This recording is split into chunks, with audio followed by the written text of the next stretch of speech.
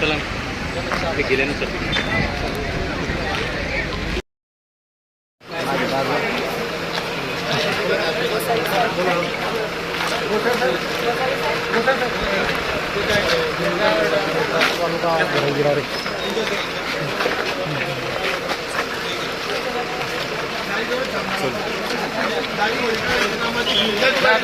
गाडी काढायची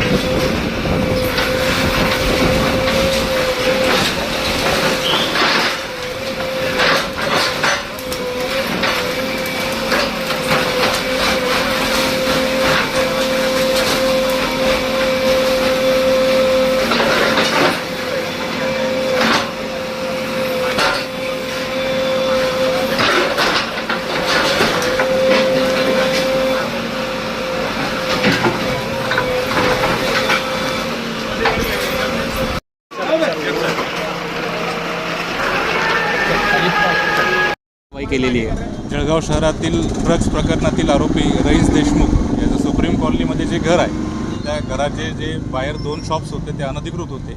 यामध्ये पोलीस विभागाकडून आम्हाला पत्र प्राप्त झालं आहे यांच्या अनधिकृत दुकानांवरती घरावरती कारवाई करण्याबाबत। त्यासाठी आज MIDC पोलीस स्टेशन व जळगाव महानगरपालिका यांनी जॉईंट ऑपरेशनमध्ये त्यांचं अतिक्रमण काढलं। कशा प्रकारची ही कारवाई करण्यात आलेली आहे? या कारवाईमध्ये जे अनधिकृत बांधकाम आहे ते पूर्णपणे काढून टाकण्यात आले। आज रात्री कारवाई नाही होणार। आता पुढील ॲक्शन काय असेल आपलं? पोलीस विभागाने सर्व 6 आरोपींच्या नावानुसार पत्र दिले महानगरपालिकेला। मनपाच्या नगररचना विभागाकडनं बांधकाम विभागाकडनं जिथे जिथे अनधिकृत बांधकाम आहे याची माहिती भेटताच अतिक्रमण विभागावर कारवाई करतात। गुन्हेगारांना आळा घालण्यासाठी संशयित आहे ते ड्रग्ज प्रकरणातील संशयित आहेत आणि त्याच्या अनधिकृत बांधकामांवर महापालिका कारवाई करते, काय सत्य? हे पोलीस विभागाने आपल्याला पत्र दिलं आहे या आरोपींबाबत, त्यानुसार कारवाई नाही। पण जे गुन्हेगार आहेत त्यांचे बांधकाम अवैध आहेत का? सगळे 6चे 6 नाही, सर्व 6 बांधकामांबाबत अजून माहिती प्राप्त नाही आहे। जशी माहिती प्राप्त होईल तशी आपण पण सर अशी चर्चा होती की जे गुन्हेगार आहेत त्यांच्या घरावरती हातोडा पडणार आहेत, नेमकं काय म्हणजे कशा पद्धतीची कारवाई असणार? जे गुन्हेगार आहे ज्यांनी दमदाटी करून अनधिकृत बांधकामं केली आहे त्यांच्यावरती नक्कीच कारवाई। काही वेळापूर्वी एक नियोजित कारवाई होती अमजद शेखच्या वरती, ती मात्र झाल्याचं पाहायला मिळत नाही। अचानक रईस शेखकडे मोर्चा वळवला, काय नक्की? त्या घराबाबत मनपाच्या हद्दीबाबत स्पष्टता नव्हती, ते मनपा हद्दीत आहे की नाही ती स्पष्टता घेऊन मग आपण कारवाई।